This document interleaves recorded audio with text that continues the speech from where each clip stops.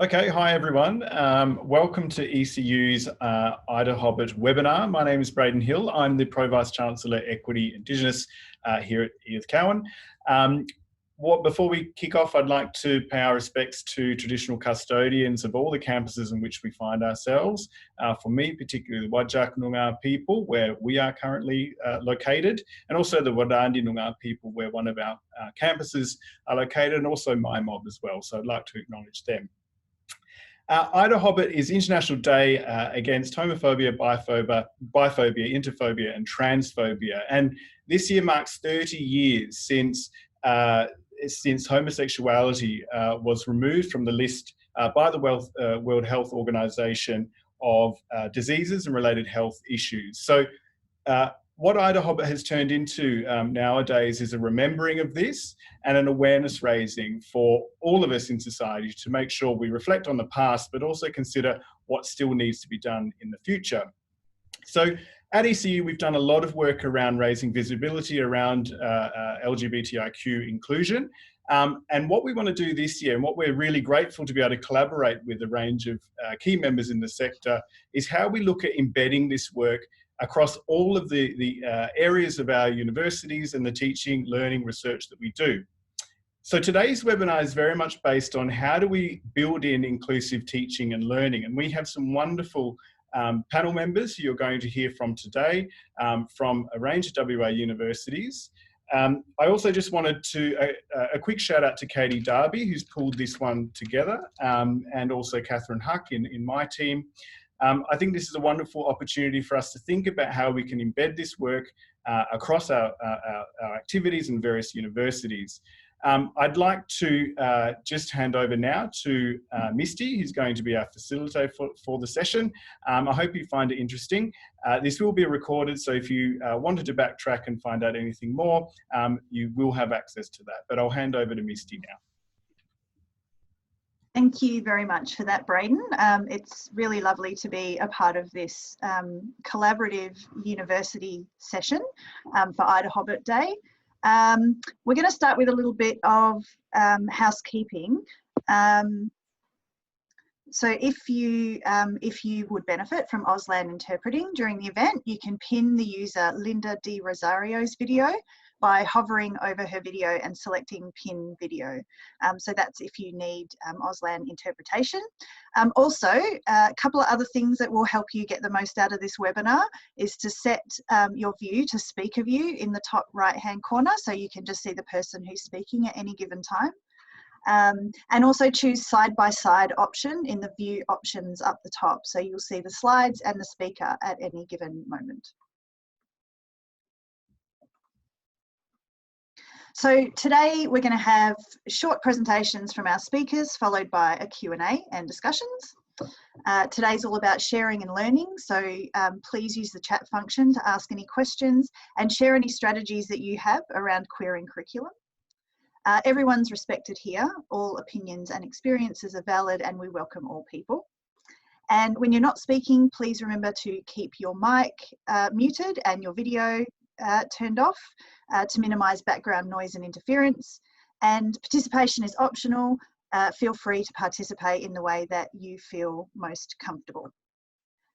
Before we introduce the speakers, we just want to get to know a little bit about the people who are joining us today. So Katie's going to put up a poll now to ask a few questions for you to answer.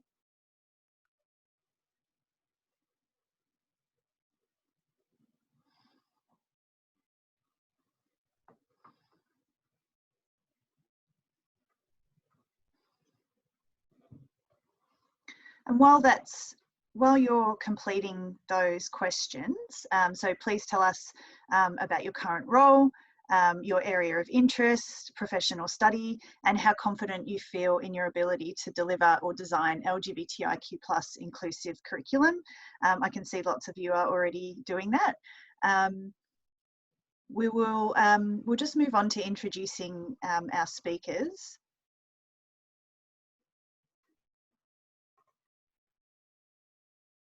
Can everyone see that slide? Okay. Right, so today we have joining us people from each of the major universities in Western Australia, which is really incredible. We have Liberty Kramer from UWA, who is the Learning and Design Chair, Learning Designer and Chair of the UWA LGBTQIA+ Working Group. We have Dr. Bree McKenzie from Curtin University. Bree's a lecturer in history and history major coordinator from the School of Media, Creative Arts and Social Inquiry. We have Dr. Rebecca Bennett from Murdoch University, Academic Programs Coordinator at Kalbardi Aboriginal Centre, and Dr. David Rhodes from ECU, Senior Lecturer and Programs Coordinator at the School of Education.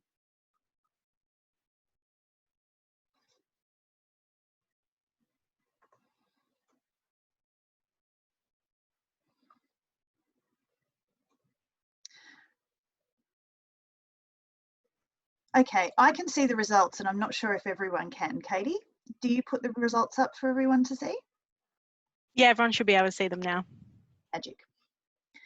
Okay, so the majority of people that are here are university professional staff members, with a few academics and students and other. The areas of interest seem to be mostly equity, diversity and inclusion, which makes a bit of sense, but hopefully through the discussions today, people who are interested in these other areas will see how this is incredibly relevant to the work that they're doing as well.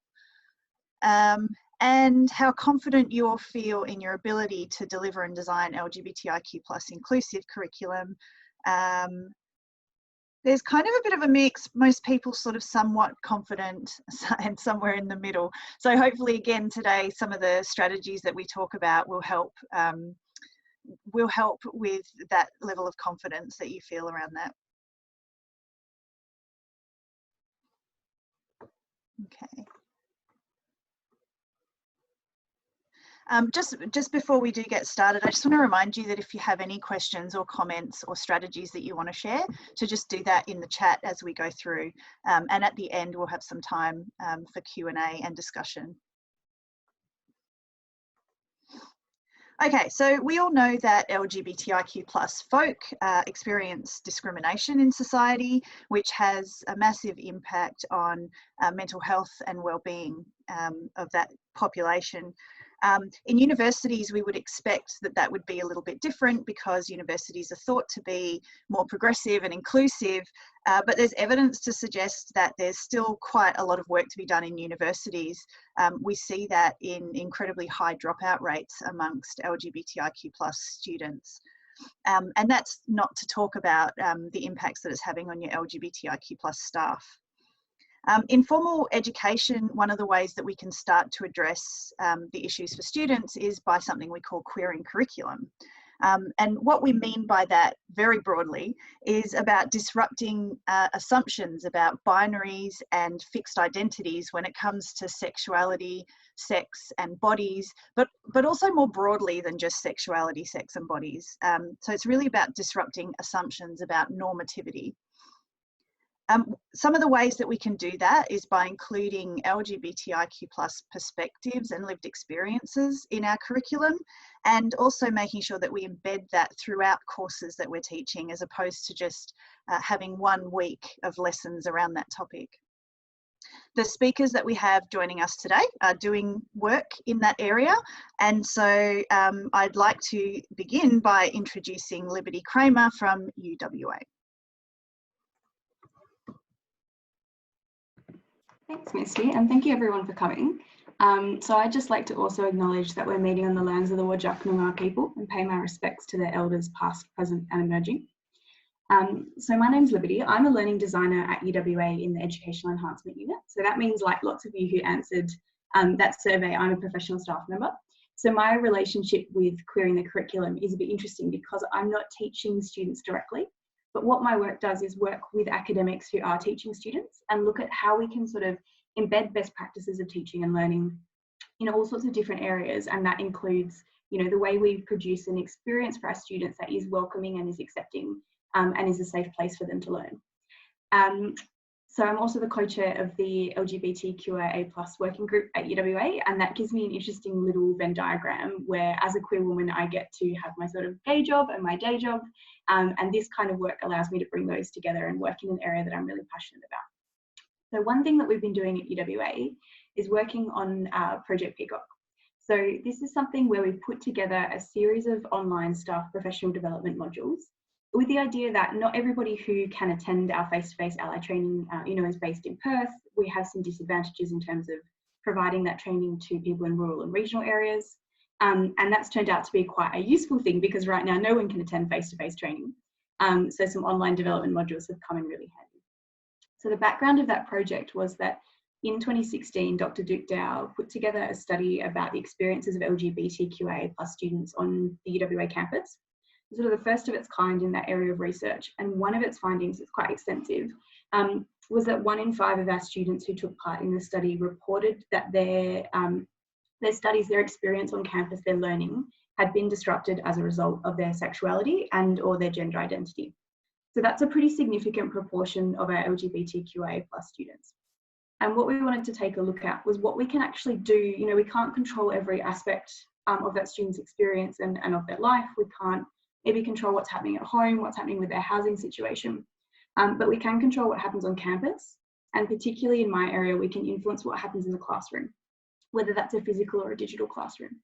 So these modules were sort of in 3 chunks. The first one was the background information about the community. The second one was the sort of campus-specific experience, and particularly the UWA LGBTQI+ experience. And then the third module was the things that people can actually do. So what you, as a professional staff member or as an academic, what's in your control? What little changes can you make to improve the LGBTQIA+ student experience? So what I'll do now is just pull out a few different examples that came up in those modules. And then I'll hand over to Bree, who's going to look a little bit about what that looks like in practice for her at Curtin. So there's one quote that came out of the interviews we did for this project that I think really sums up what we're trying to do when it comes to querying the curriculum. And this is from a student called Josh. And he said, "It always just breaks my heart when I think of students who have not had positive experiences such as I've had, who were incredibly talented, were incredibly driven, capable of incredible things, but were put off by those sorts of things and were put off by the environments they found themselves in." So I think what we're really trying to do here is complicate that narrative and remove some of those obstacles for students so that they can see themselves in the places that they're learning and they feel safe and they feel accepted. So we did a bit of a survey of our allies and we looked at what people were already doing in terms of supporting students and querying the curriculum and kind of like putting their allyship into action. And we broke it down into a few categories, and I'll just pull out a couple of examples. So things like joining the Ally Network, obviously easy. If you can access some online training at the moment, if your university is running a session, then I encourage you to go along and to join. You'll learn a lot more. Visibility. So you can see behind us right now, quite a lot of the speakers have some form of like rainbow visibility happening. And this is something where, in a physical environment, we might be putting a rainbow flag or rainbow sticker on our door, but it's something we can do really easily in a digital environment as well. So right now, things like changing your Zoom background, things like including an ally logo on your slides when you introduce yourself, or even putting it in your background if you're running like a more kind of conversational tutorial style class. So it's quite a simple thing that you can do, but it just sort of flags that, LGBTQIA+ people you're aware of them and that they are probably in your classroom, and it works as a really gentle reminder for other students that can't kind of be forgotten. We also had, suggestions about sharing the load. So making sure you don't make assumptions, making sure you educate yourself and you advocate for your students. And that can help you to create a supportive environment where, you're open to being approached by students, but you can also sort of support and refer them to appropriate services, and you can act as a bit of a role model to them. And that supportive environment is really important when it comes to things like online teaching. I'm sure you've all either been in a room that's been Zoom bombed, or you've heard stories about that sort of thing. And often, that kind of anonymous online behaviour, bad behaviour, can come with homophobic or transphobic implications. So one thing that we can do when creating that supportive environment is make sure that our code of conduct and our expectations for behaviour are really clear, that they're really upfront, and that they're really inclusive. So we're making it clear to students or anyone who might happen to lob into the classroom what we're expecting from them in terms of inclusion. And also things like pronouns. So with some of these backgrounds, you can see it's really simple to include your pronouns in the corner, and that just sort of opens up a bit of a conversation, and it just gently flags that this is something that we want to be thinking about. And it also opens up space for students who have pronouns that maybe don't match their physical appearance, to indicate that in a really non-confrontational way in a digital space. So supporting difficult topics, flagging distressing content, and making changes to your teaching material were some of the other examples. So that's really why we're here. That's the area we want to keep developing in. We want to keep building a bit of a community of practice. We wanted to keep doing things like including diverse examples when it comes to genders in case studies, where we want to push back around language that's exclusive in literature, and we want to encourage students to question what's in front of them. Because that's one of the reasons they come to university, is to learn and to practice those critical thinking skills. So when it comes to just getting answers that result from the questions that have always been asked in a discipline, we can encourage them to start thinking outside the box and thinking about, writing their own questions of inquiry into the future. Okay, so I'll hand over to Bree McKenzie now from Curtin, and she's going to tell you a bit more about what she's doing in practice in her own teaching. Thank you. Thanks so much, Liberty. I think that was an excellent introduction to some of the really fantastic affirmative approaches that people can use if they're looking to start off on a curriculum querying journey. I got into this space because I'm a historian who's interested in queer studies and queer history. And I came to this in 2017 thinking about how can I do a bit more in our history curriculum at Curtin to really improve the experience of queer students. So I started off really just doing that very basic thing of introducing a gay and lesbian history topic into one of our broader history units, which sort of started me on a bit of a journey towards what else can I do in this space. And Liberty's come up with some really excellent ideas, basically just doing your university ally training, making sure you're using inclusive language, putting your pronouns in your email sign-off or anywhere else where you're sort of presenting yourself, popping up your rainbow sticker, wearing your rainbow lanyard. All of these things are really excellent examples of basic affirmative approaches that everyone can take very, very easily without having to do too much additional work. On top of that, there are a few other affirmative approaches that people might want to consider, and a few things I'll talk about today. For example, many of us, if we just do a little bit of research, we'll be able to find that there are loads of LGBTQI+ people in our discipline area who have made a really positive contribution. So bringing those people into your discussions with students, whether that's in lectures or in tutorials, is a really good thing that you can do. In addition to that, if you're able to bring in any LGBTQI+ topics into your units, broadly speaking, or into your courses, just do that if you have that flexibility. Do the necessary research and introduce that content to students. Of course, we really should be ensuring that students are reading the work and looking at the art, for example, of queer artists and queer academics. Bringing in that content into your unit, having those available as your unit materials is another really excellent affirmative thing that you can do.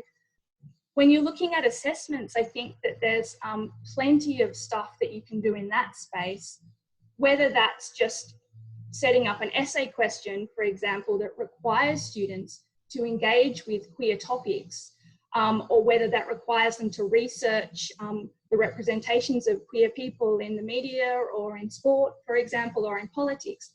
Those are the types of things you can do to weave this content into your curricula, and that's the type of work that I've tried to do in our history program at Curtin.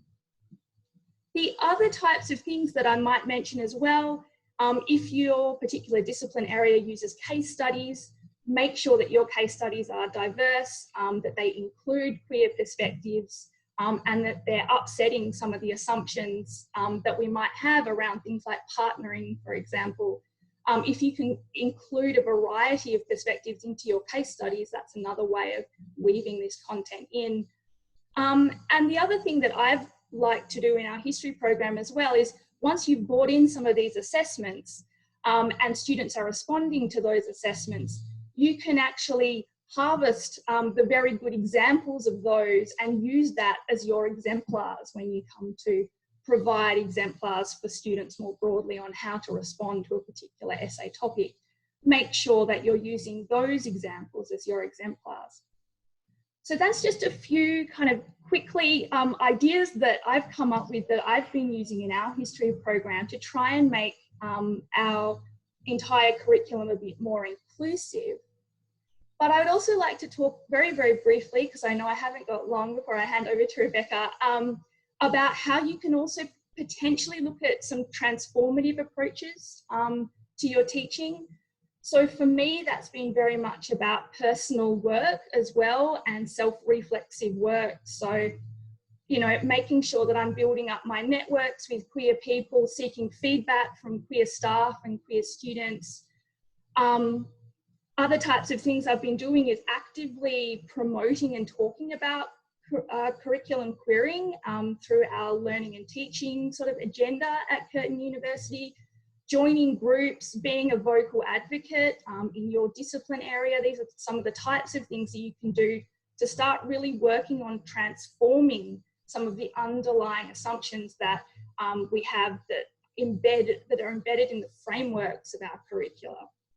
And if we take this a little bit deeper, there are a number of other things that we can look at that might take a little bit of deeper work looking at to incorporate into our curricula.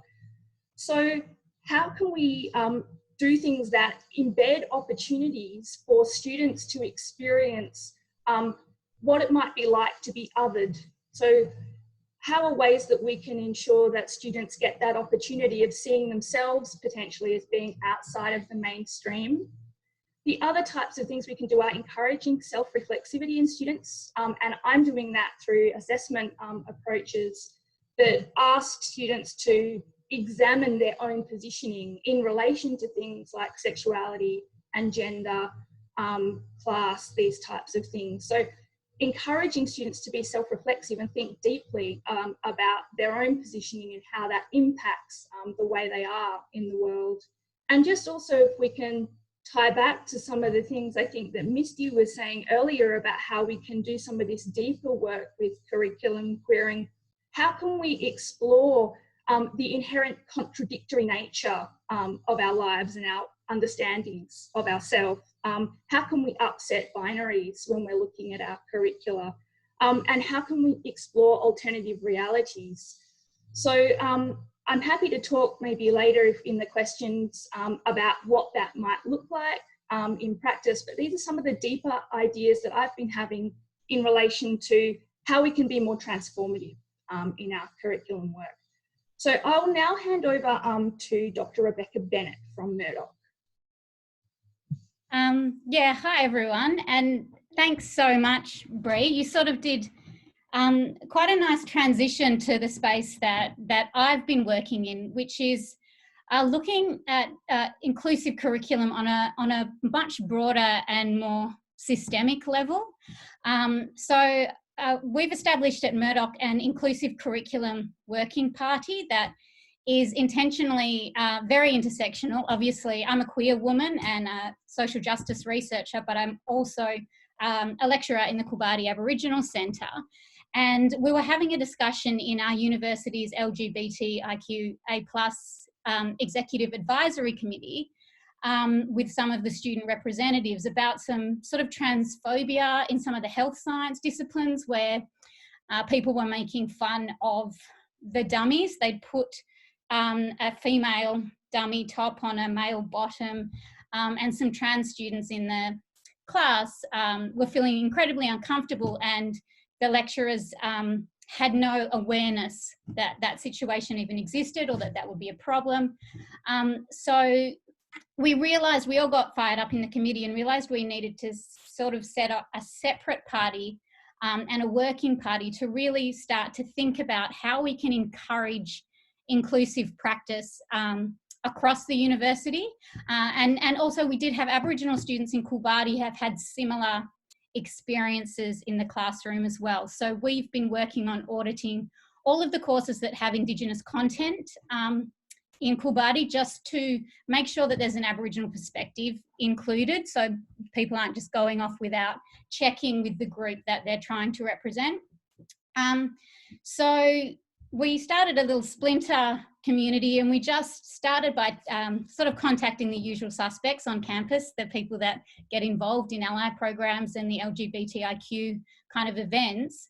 But what was really heartening and amazing was once we put feelers out for this inclusive curriculum working party, is we got so much buy-in. We had people emailing, I had people emailing me asking if they could join up. So the committee has stayed steady since 2019 at 21 members, and it involves academics from both colleges, and we'll call one loosely sciences and loosely arts. They have big acronyms as usual. Professional services, professional learning, academics, and we've also got our university representative for the Sustainable Development Goals. So we started to look at inclusive curriculum at a really systemic level, and we really wanted to actually make a practical change rather than just looking at the conceptual and theoretical rationale. How can we, number one, get the university on board with inclusive curriculum practice being first and foremost like prioritised when a new lecturer or tutor wants to create a unit or a program or a degree program, that right up front, one of the first things that they're taught to consider is, are you following an inclusive curriculum practice? And by doing that, we acknowledge that there are several different groups in the student body that need to be acknowledged in that inclusion, and they don't all have the same needs. So I'll read you just, we've got, so far we've set up, we had our initial meeting, we've got our terms of reference. We then had like a 3-hour World Cafe workshop where the group divided into 3 sub-working groups so we could work on separate deliverables. And the 3 things that we're working on right now is, the first is actually a business case that we can submit to the university executive, making a case for the validity of inclusive curriculum and, sadly, but the benefit for the university to demonstrate that we're actually trying to follow an inclusive practice. And then obviously we have people working on face-to-face workshops, things that we can do to supplement and complement the ally training. Because a big problem with this work is so often we're in a room preaching to the converted, and we wanted to find a way that we could start to encourage people who perhaps don't even have much of an understanding of equity as a principle, particularly in some of the science degrees. The members of our committee find that it's incredibly difficult, particularly the hidden curriculum, just the language used in classroom. And when people think that inclusivity has nothing to do with the content of their course, they can be very reluctant to consider inclusive practices because they don't understand there is a hidden curriculum underlying your examples, and a lot of the beautiful stuff that Bryce said can be included in physical science as well, can be included in lab, and can be included just in the conversations or the examples that kind of tutors and lecturers bring up in the classroom, even if it's as simple as referring to a wife or making a joke about, you know, oh, look at you, you lucky guy, all these women in the room, you know, those kinds of practices people aren't particularly aware of. So I guess we're still in the beginning stages, but the interest was incredible. The committee, or the working party, I should say, is probably my favourite committee to sit on. Everybody is passionate, and I feel like because it's a kind of a grassroots, it was a bottom-up interest group, and without trying, we've got representatives from across the community, that it's a really positive space because everybody is there making a change in an environment that has been increasingly difficult because of privatisation and COVID, and it's a bunch of people that actually really want to make a difference. And I think the 2 things, aside from the subgroups, so we're working on face-to-face, online materials, and then the business case is really then working really hard with the university executive to get buy-in. So inclusivity is up front and foremost of any kind of academic teaching, training and professional learning, curriculum design templates that the university provides. We really want it to be embedded there.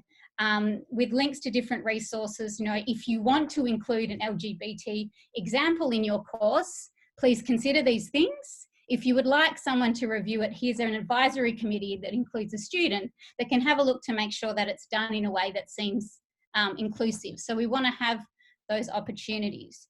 And just for brevity, I think the two sort of takeaways, the first priority for us is that students are involved and are kind of the primacy of our working group.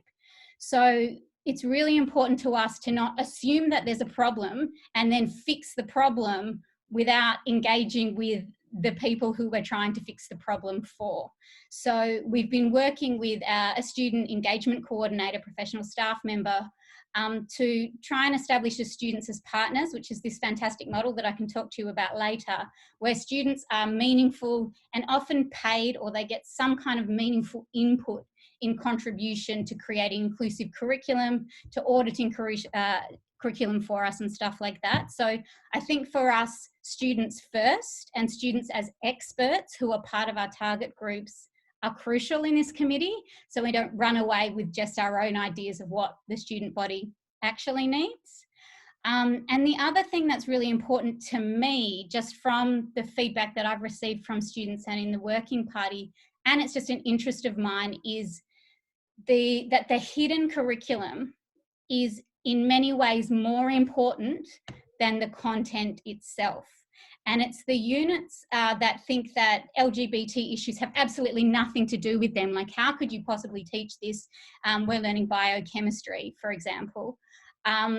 That's where a lot of the problem areas lie, and a lot of our science academics really struggle with feeling excluded and trying to explain why they feel excluded when the content has nothing to do with social issues.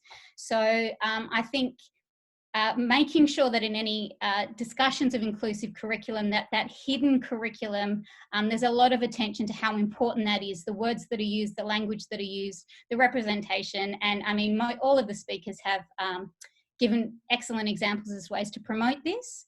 But what my big mission is, and I would love help or across from the university, is trying to get to elevate the profile of this kind of work within the university, so it becomes just par for course. It becomes something that is in academic inductions. You know, when academics first start, that we prioritise not just global mindedness or diversity graduate attributes, but that our curriculum, we privilege inclusive curriculum design. So we're really working on that messaging, and so far, we've already featured in a TEXA report from the university. So even just starting the working party, we have already got a little bit of buy-in and interest from people right up to the Vice-Chancellor in this group. So we're hoping to leverage that, which sadly does mean sort of downplaying the activism a little bit, which sucks, but at the same time, we're really working with the university and selling this idea in a way that adds value so we can disseminate it as far as we can. And I think I've probably said enough now. And I would love any feedback or any help, or, to make this, open this working party up to all the universities would be fantastic. And now I would just like to hand over to Dr. David Rhodes from ECU. Thanks, guys. Thanks very much, Rebecca. So I first started working at ECU in 2013 at the Southwest campus in Bunbury. And it was a new place for me, arriving down here in the Southwest. I come from over East, and it was I was pleasantly surprised by what I found when I came here, but I didn't know anyone much. And one of the things that I thought might help would be to start volunteering with a youth organisation in the local community.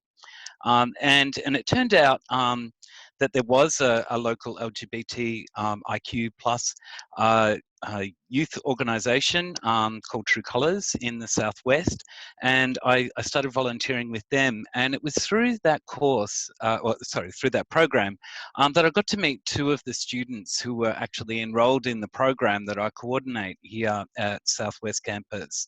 And they were telling me about how they didn't feel necessarily safe on campus, that they felt a little bit unsupported in their in their degrees because of their sexuality, their sexual orientation, gender identification. And it made me really rethink what I was doing as a program coordinator in the Southwest around the course that I teach into, which is primary education. Anyone who's had any sort of interaction with the media over the last few years would have heard the controversies that have surrounded Safe Schools program and inclusive education in schools. And primary school education particularly is a fairly controversial space, and not necessarily somewhere that a lot of people want issues related to sexuality or gender identity to be included. But having spoken to these two pre-service teachers, who both ultimately withdrew from our course, I might add, that was something that really raised my awareness about the need to include something in our course and at our campus, and made me think more deeply about the reason why I was doing what I was doing, and why it's so important for LGBTIQ plus issues to be included in our curriculum for our primary school pre-service teachers, but also for the young people that are studying and experiencing primary school at the moment, and teachers who are working in schools. So I did a few things. I used my experience as an activist, having come out and identifying as a gay man in the mid-1980s during the AIDS crisis. I'd learned about activism firsthand, about homophobia at schools. I'd experienced it, I'd lived it myself, and I couldn't understand why it was still happening in regional Australia. So I spoke with the dean of our campus, and we organised a pride room, a safe space on the Southwest campus for students from any course where they could go and feel that they had a sense of connection and community. But that wasn't enough.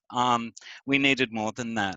That was a good thing, it was positive, but we also needed to make sure that we were embedding in our courses curricula that challenged the status quo, that challenged heterosexism, the assumption that that everybody is heterosexual until proven otherwise, that we're comfortable with the gender that we're born into unless proven otherwise.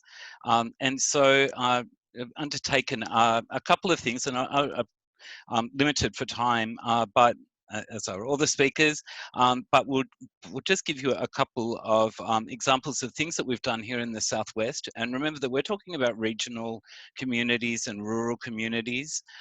We've organised teacher forums down here in the Southwest, where run in conjunction with Edith Cowan University and local schools, where pre-service teachers, teachers who are working in schools at the moment, school principals, allied health staff in schools, so school nurses, school psychologists, and even students can come along to these educator forums, which are held once a term, school term, throughout the school year. And learn about LGBTI inclusion and embedding that into a whole school approach. There's no point in having just one day where we celebrate LGBTIQ issues like a pride parade, and then that's it, nothing more. We need to have it front and center in schools. It's one of the major causes of bullying in schools. It's homophobia, transphobia, biphobia. The concept of heterosexism, these are what cause bullying in schools. So we hold these forums to educate our local staff, teachers and staff in schools. And we started embedding LGBTIQ issues across our program for primary school education.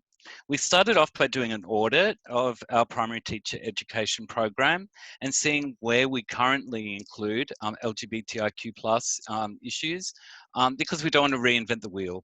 And if there are things that are there that we're including already, then we celebrate that, and we make sure that that continues.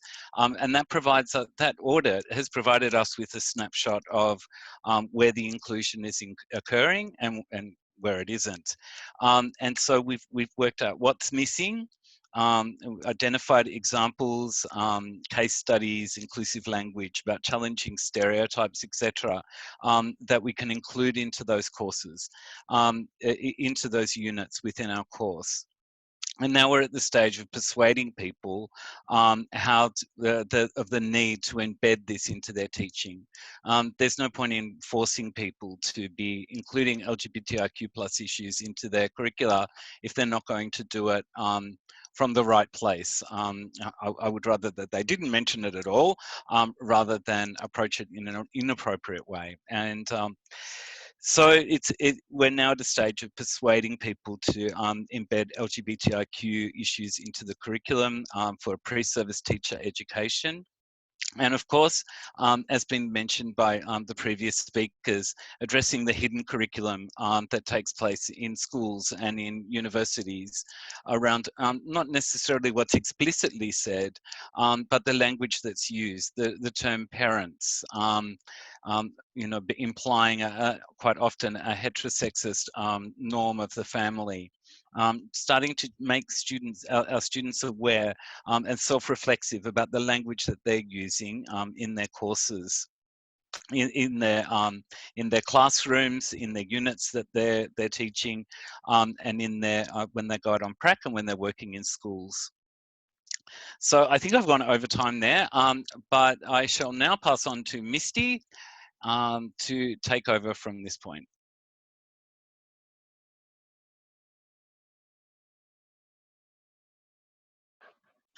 All right, I'm back. Can you all see me? I think you probably can. Thank you to all of our fabulous speakers. That was incredible. And we've been getting quite a lot of comments in the chat about how valuable it is to hear about this work that you're all doing. It's not something that we really talk about as a group. So it's nice to have this forum to be able to do that.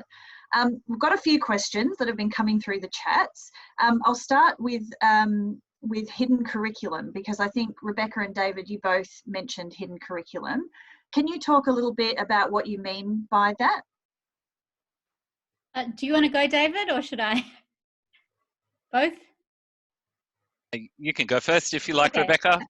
Okay, I guess what I mean about hidden curriculum is that there is so much that we learn in any institution or any social environment that they're in that is just based on the interactions and the institution and the environment itself.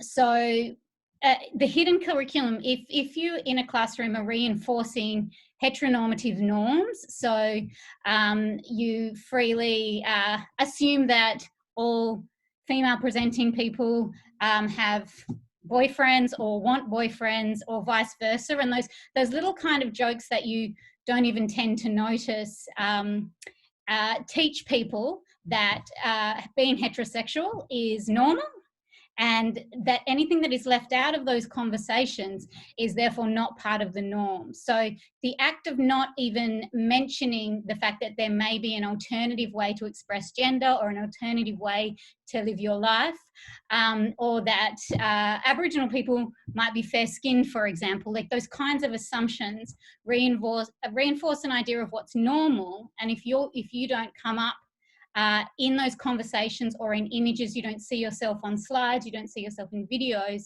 it teaches you that you are not normal and that you aren't as important as the people that are represented. So it really reinforces for people who are part of the unnamed norm that they're normal and they have nothing to worry about.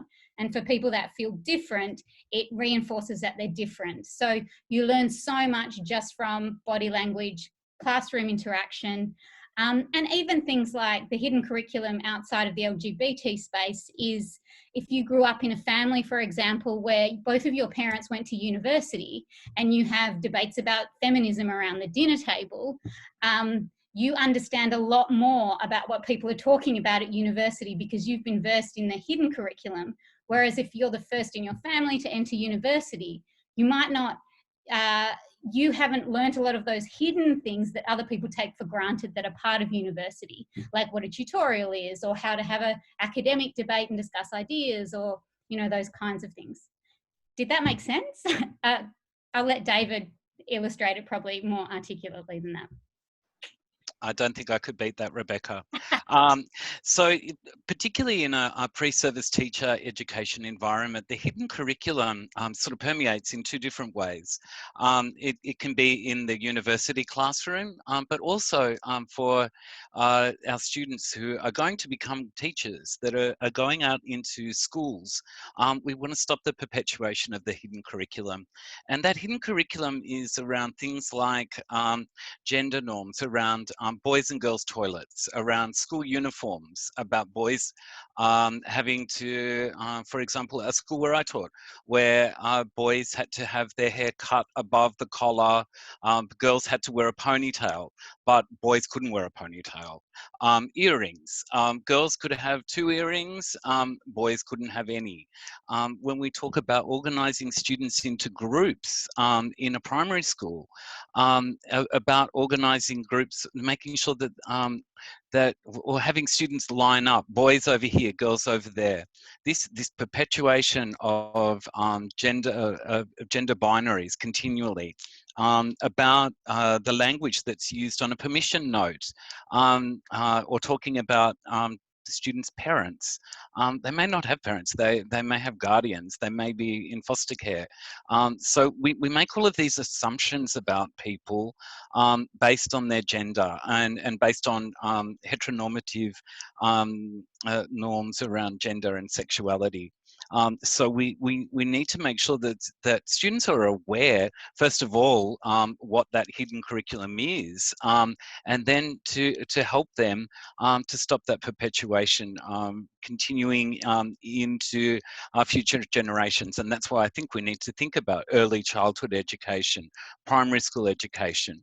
By secondary school, we should be reinforcing what has already been taught earlier. But as I mentioned previously, you know, it's so controversial to challenge these ideas about boys' toilets and girls' toilets. You know, it's so embedded in our society, and so many people seem to have a stake in where we go to the toilet or what clothes we wear, that these become really controversial issues, and we can't move on from these because we're caught up in this hidden curricula of heteronormativity in everything that we do, and even coming down to enrolling in a university course and saying what gender we are when we're enrolling in a university course, or when we're going on a practicum as a pre-service teacher. Schools want to know what's the gender of the student that's coming out. Who cares? Obviously, a lot of people do, but we need to start challenging these ideas.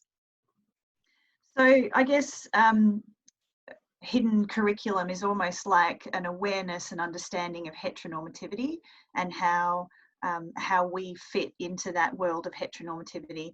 For those of you who haven't heard that word before, look it up. It's a good one to know for this purpose.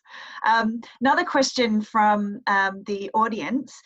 They're talking about how a lot of people aren't aware of microaggressions and the impact that they can have, microaggressions that they perpetuate. What, in your view, is the best way to address or respond to homophobic, biphobic and transphobic comments in the workplace? As a professional staff member is the question that's been asked, but I think also as an academic staff member is equally relevant here. Perhaps we'll start with you, Liberty. Yeah, that's a really interesting question. I guess that's sort of the million-dollar question. I know there's some work around sort of bystander training, which, to be honest, I'm not super familiar with. So I'll speak from my own experience and from sort of research around particularly gender inclusion, and how we can draw some parallels with LGBTQIA+ inclusion from there. And then if anyone else has some more sort of specific knowledge on bystander training, if that kind of clashes, please jump in. So in my experience, it's really important to respond in most cases, as frustrating as it can be, in good faith. because generally speaking, you know, we need to presume that comments come from a place of ignorance rather than deliberately trying to cause harm. Obviously, you can't always tell the difference, but I think a lot of the time when they're trying to cause harm, you can pick that up. So if we're thinking about the comments where maybe it's borderline or plausible, or it's clear it's coming from a place of ignorance instead, I think it's important to treat it that way. And I think that's an example of where it's really, really important to have allies who are prepared to speak up, because that's exhausting. And when it's a comment that that refers to you or your community, or, you know, to another part of your community, even if it's not specifically kind of at you, the kind of mental energy required to put aside the impact the comment has in order to respond to it from a place of good faith and understanding is challenging. And to do that repeatedly is demoralizing. And so that's why it's really important to have allies who are less personally affected by the comment, be the people who feel equipped and comfortable to sort of speak up. So I really value and appreciate when that help comes from someone that's not me, even if it's someone I can sort of turn to for backup in those conversations. In terms of how we can actually tackle it, when it comes to gender in particular, and this is the research I'm more familiar with, comments and sort of attitudes that push back on gender inclusion and push back on women in the workforce and women in leadership positions tend to come from fear, from lack of understanding, and sort of like this concern, I guess, that it will somehow take away from people. So if we can sort of tackle the ignorance and the fear of the zero-sum game, then I think that can really help. So when it comes to these comments that might be homophobic, biphobic, or transphobic, we want to look at how we can perhaps share either our own experience or, you know, the experience of someone else if you're an ally, and, you know, preferably in a way that's anonymous and doesn't out anybody or comes with their consent. Because I think telling stories is a really powerful thing. And people who say, I just don't get it, this just isn't important, we can, you know, tell stories about, well, actually it is really important, because when you know, not when you say these things, but when people experience these things, I feel such and such, or let me tell you a story about a friend of mine.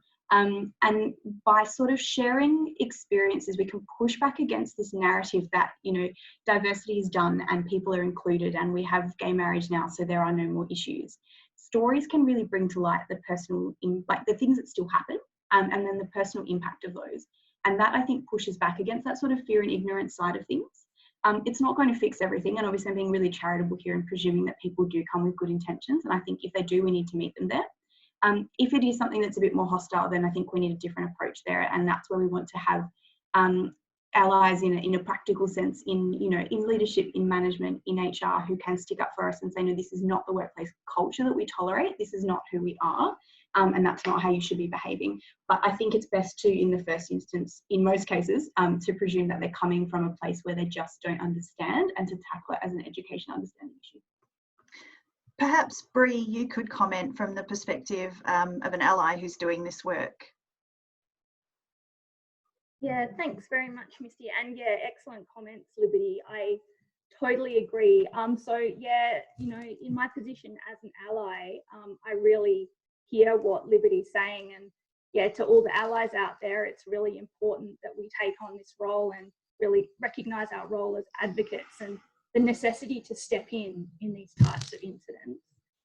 And I suppose, you know, I'm speaking as an ally, and for me, when, you know, if a person's responding in a hostile way or responding in a way that suggests that they really don't understand, my initial response would be to ask them why, and to start some sort of a dialogue and to get them to reflect on their own biases and assumptions, to keep asking why you feel that way. If we engage in that type of conversation, we can often have an open dialogue, I think. And it's also a case of a mutual type of understanding. And for me, when I've had to have those types of conversations, it's really fed into this process of self-reflexivity that I am engaged in as an educator. And it's really meant that I also need to continually challenge my own assumptions. So in that sense, I think it can be a really healthy process, but I do recognise exactly what Liberty's saying, that it can be exhausting for queer people to have to continuously engage in that type of dynamic and that type of dialogue. So as an ally, I feel that I have resources to be able to do that, and that's something that I'm quite passionate about continuing to do.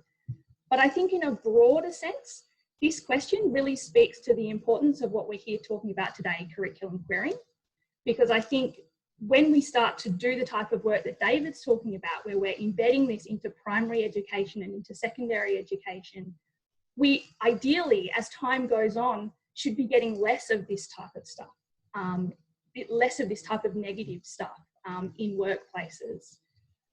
So I think, yeah, broadly speaking, I think the question that's been asked, a very relevant question for sort of how that applies in the contemporary context, but over the longer term, I think it just reinforces the importance of curriculum querying work at all levels of education. Thank you so much for that, Bree. That's a really lovely way to wrap up. And unfortunately, that is what we have to do now.